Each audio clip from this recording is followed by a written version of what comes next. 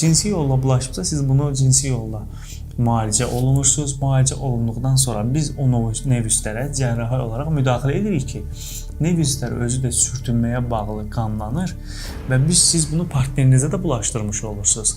Və yaxud da öz həyatınızda bu cinsi orqandadır və yaxud da belə deyək də, sizin hansısa bir sizi narahat eləyəcək nahiyədə olur deyə sizin həyatınıza direkt müdaxilə edir.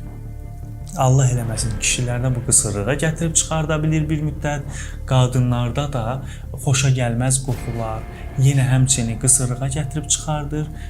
Yəni buna ilkin növbədə tək dermatoloq yox, uroloji androloqlarımız, ginekoloqlarımızla birlikdə biz çalışırıq, mübarizə aparırıq, bunun qarşısına keçirik, müalicəni iki tərəfli aparırıq deyə müsbət nəticələr də alırıq. Bəzi pasientlərimiz var ki, əşi, məndə heç nə yoxdur, keçib də qadınlıqdır.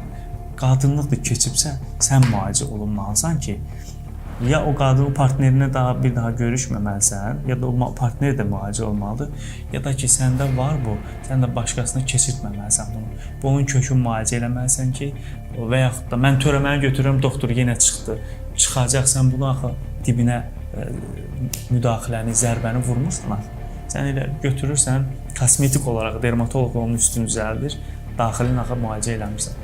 Bu cür problemlər, bəli, ciddidir, ciddi yanaşılmalıdır və üstünə düşülməlidir.